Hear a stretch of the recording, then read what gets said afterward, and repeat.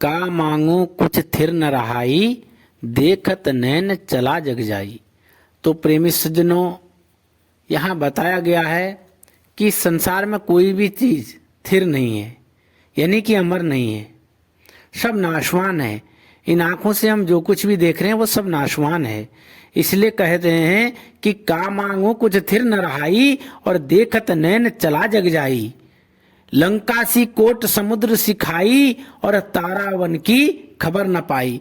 कहा कि लंका जैसी जगह में जहां रावण रहता हो, समुद्र जैसा विशाल, लेकिन फिर भी उस रावण का क्या हाल है कि उसके घर में दिया जलाने वाला भी कोई नहीं है। क्यों?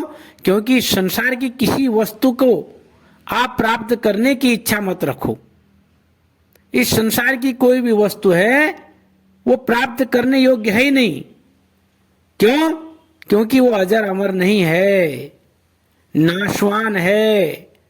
इसलिए हमें इस शरीर को चलाने के लिए, इस तन को चलाने के लिए जो थोड़ी बहुत आवश्यकता है उसको प्राप्त करें।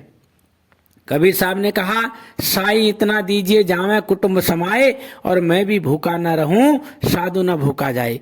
कि हे मालिक, हे परमपिता परमेश्वर, हे मेरे साईं, साईं इतना दीजिए जावे कुटुंब समाए, कि जिसमें मेरे परिवार का भरण पोषण हो जाए, और मैं भी भूखा ना रहूं साधु ना भूखा जाए।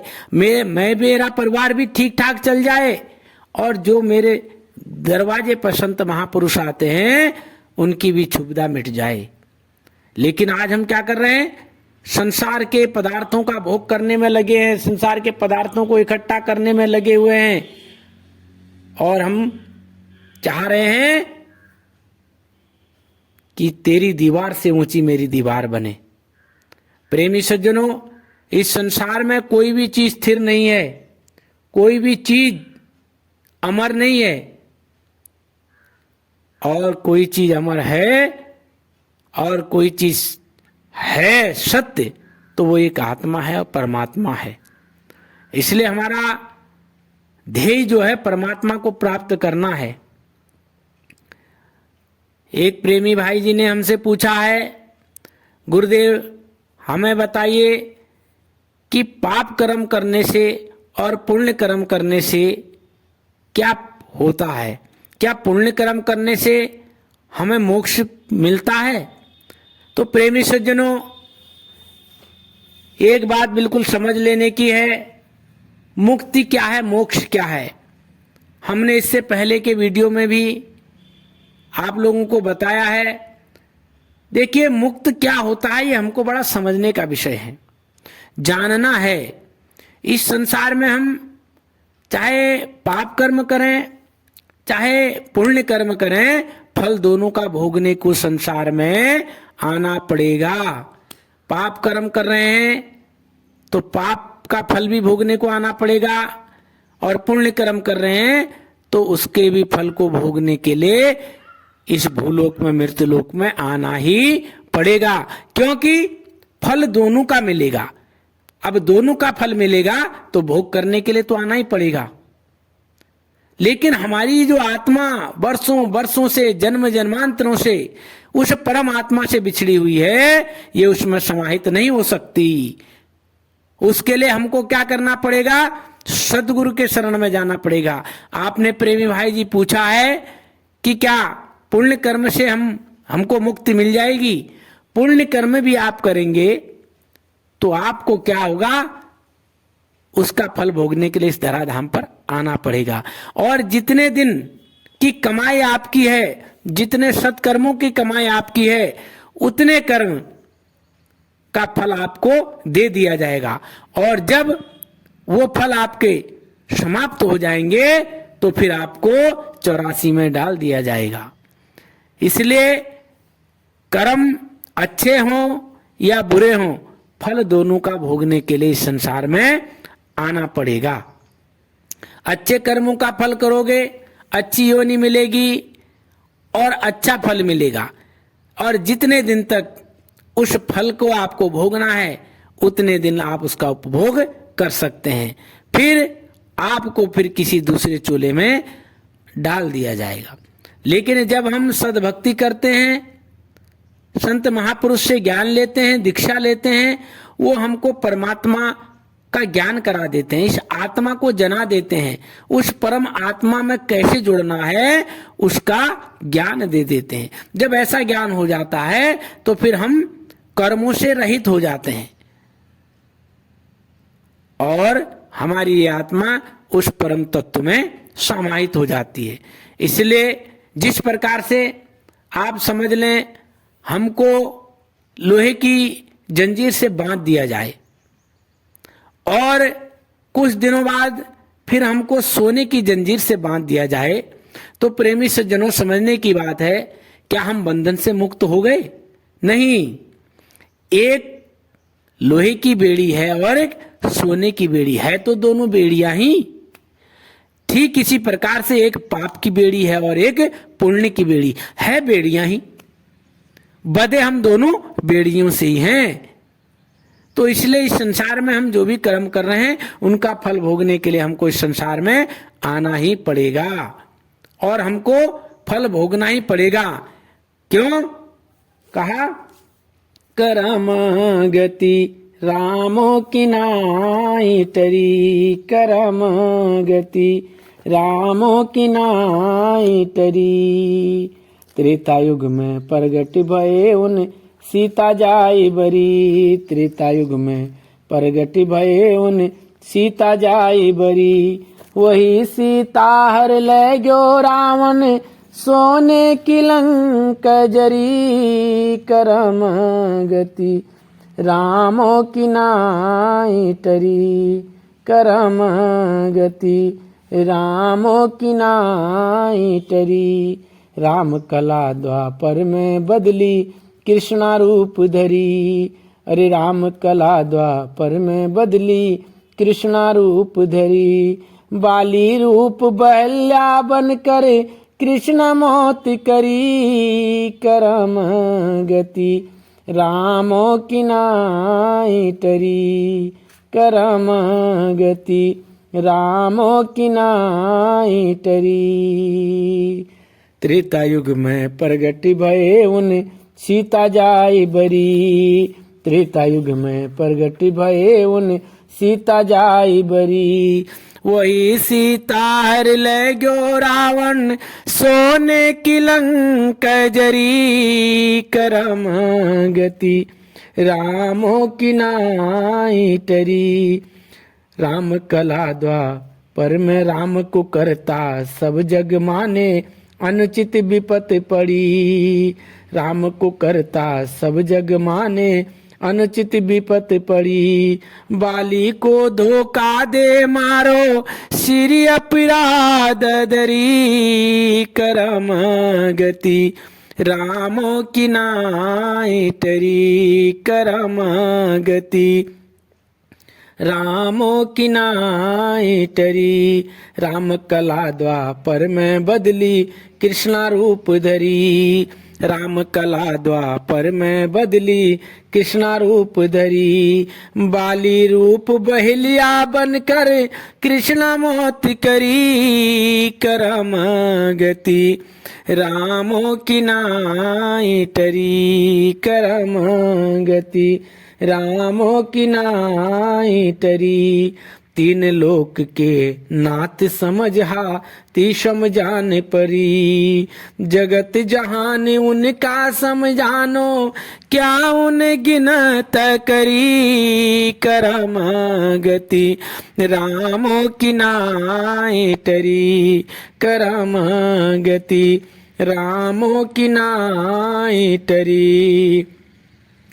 ठाकुर दास लख आंख खोल के संत शरण उबरी, ठाकुर दास लख आंख खोल के संत शरण उबरी। नीति निह कर्म गुरु सतसंग कर सब जन जाल टरी, करम गति रामो की नाई टरी, करम गति रामो की नाई टरी। तो प्रेमी सज्जनों, हमारे गुरुदेव परम संत ठाकुरदास साहेब जी महाराज कह रहे हैं कि हे मानव, हे जीव, इस संसार में कर्मों की गति से तो कोई भी नहीं टला।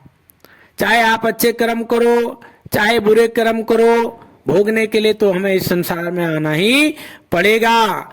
और जो विधि का विधान ने लिख दिया उसको टाला नहीं जा सकता। गुरु की दया मेहर से, सदगुरु की दया मेहर से ही इन कर्मों के बोझ को हम कम कर सकते हैं। अन्यथा इस संसार में हम चाहे खूब पुण्य कर्म कर लें, लेकिन हमारे जो कर्म हैं उनका हिसाब हमको देना ही पड़ेगा। कुछ हमारे प्रारब्ध कर्म हैं और कुछ क्रियामान कर्म हैं, कुछ संचित कर्म हैं। तो इन कर्मों के जाल में हम बंधे हुए हैं। इसलिए कर्म कैसा करना है जिसमें सत्य की भक्ति हो, सद्गुरु की भक्ति हो, जिससे आत्मा का ज्ञान हो। बाकी संसार के जितने भी हम कर्म कर रहे हैं, अच्छे या बुरे, इनका फल भोगने के लिए हमको आना पड़ेगा। क्यों? कहा कि कर्म गति रामों की नाई टरी। प्रभु राम की भी कर्मों की गति नहीं टली। क्यों? कहा कि त्रेता युग में प्रगट भय उन सीता जाए बरी, और वही सीता हर ले गयो रावण सोने की लंक जली। ये क्या है? ये कर्मों का ही चक्र है। कुछ करनी, कुछ करतूत, कुछ पूर्व जन्म के भाग। कुछ करनी, कुछ करतूत, कुछ पूर्व जन्म के भाग। तो ये हमारे प्रारब्ध कर्म है, कुछ क्रियामान कर्म है, कुछ संचित कर्म है। इन्हीं के जाल में हम फंसते चले जा रहे हैं, फंसते चले जा रहे हैं। कहा कि त्रेता युग में भगवान राम ने जन्म लिया और सीता माता का वरण किया, उनसे शादी की, और उसी सीता माता जी को हर करके रावण ले गया, और जिसके कारण उसकी लंका का विनाश हो गया। क्यों? ये उनके प्रारब्ध थे, उनके कर्म थे। लेकिन जब हमारे जीवन में गुरु आते हैं, सदगुरु आते हैं, तो इन कर्म बंधनों को वो काट देते हैं। कर्म बंधनों का बोझ धीरे धीरे खत्म होने लगता है। लेकिन आज हम इस बात को समझ नहीं रहे हैं, जानने वाले नहीं। आपने देखा होगा भगवान राम ने बाली को मारा था त्रेता युग में। वही बाली द्वापर में आकर के बहल्या बना, और राम भगवान द्वापर में आकर के कृष्ण जन्म अवतार हुआ।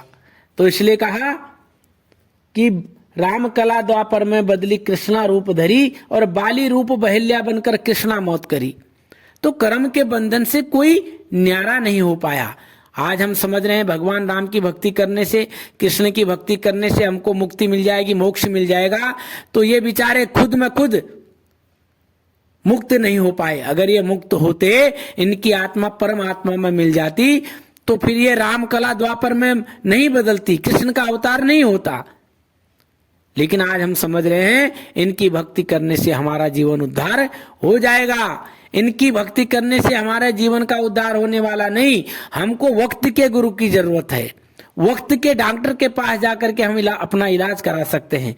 अगर हम चाहें कि लुकमान हकीम को याद करके उनकी फोटो को लगा करके हम दवाई करें, तो क्या हम आज ठीक हो जाएंगे? नहीं। आज तो हमको ठीक होने के लिए वक्त के डॉक्टर की, वक्त के हकीम की जरूरत पड़ेगी। तो ऐसे ही राम, रहीम, कृष्ण, ये सब द्वापर त्रेता युग में हुए। इन्होंने अपने समय में जिसका इलाज करना था, जिसका उद्धार करना था, किया। अगर आज हम उनकी तस्वीर को लगा करके अपने जीवन का उद्धार करना चाहें, तो प्रेमी सज्जनों माफ करना, हमारे जीवन का उद्धार होने वाला नहीं है। आज हमको वक्त के गुरु की जरूरत है, वक्त के सदगुरु की जरूरत है, जो हमको आत्म का ज्ञान दे दे, आत्म तत्व का ज्ञान करा दे। तो इसलिए ये समझने का विषय है, ये जानने का विषय है। जब तक हम जानेंगे नहीं, तब तक हम मानेंगे नहीं। तो इसलिए जानना बहुत जरूरी है। हमारे गुरुदेव बता रहे हैं कि ठाकुर दास लख आंख खोल के संत शरण उमरी, क्योंकि संतों के शरण में जाने से ही हमारे जीवन का उद्धार होगा। अन्यथा इस संसार में हम वर्षों से भटक रहे हैं और आज भी हम भटकते रहेंगे। इसलिए प्रेमी सज्जनों, पुण्य कर्म करें या पाप कर्म करें, हमको इस संसार में दोनों का फल भोगने के लिए आना पड़ेगा। इसलिए हम कौन सा कर्म करें? ऐसा कर्म करें कि जे नीति निह कर्म गुरु सत्संग कर, सब जंजाल टरी, कर्म गति रामों की नाय टरी। जो नीति के साथ निह कर्म, जिसको पाने की केवल क्या इच्छा हो, केवल परमात्मा में मिलने की जिसकी इच्छा हो, इस संसार के किसी भी पदार्थों की कोई लालसा न हो, तब जाकर के हम इस आवागमन के चक्र से छूट सकते हैं। और जब तक हमारी आत्मा इस संसार के भोग पदार्थों में लिप्त रहेगी, माफ करना प्रेमी सज्जनों, हमारा इस संसार में आना जाना लगा रहेगा, आना जाना लगा ही रहेगा।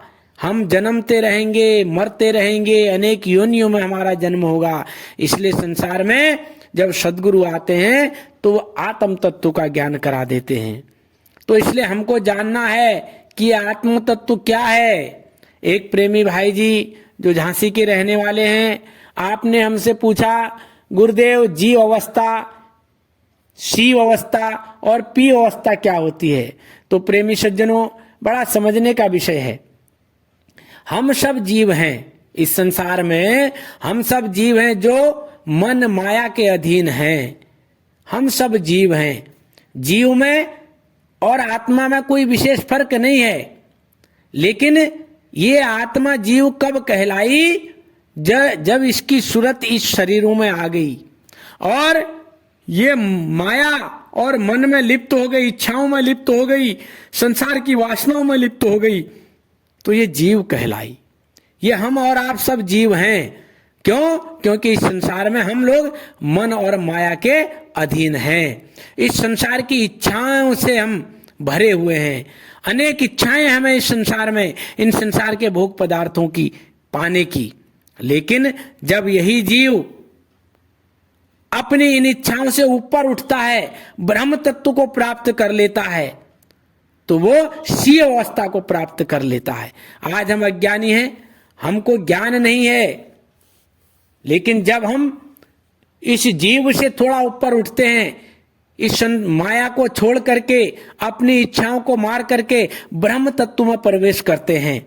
आपने देखा होगा बड़े बड़े सिद्ध पुरुष लोग हैं, सिद्धियां हासिल कर रखी हैं, उनको दुनिया से कोई मतलब नहीं।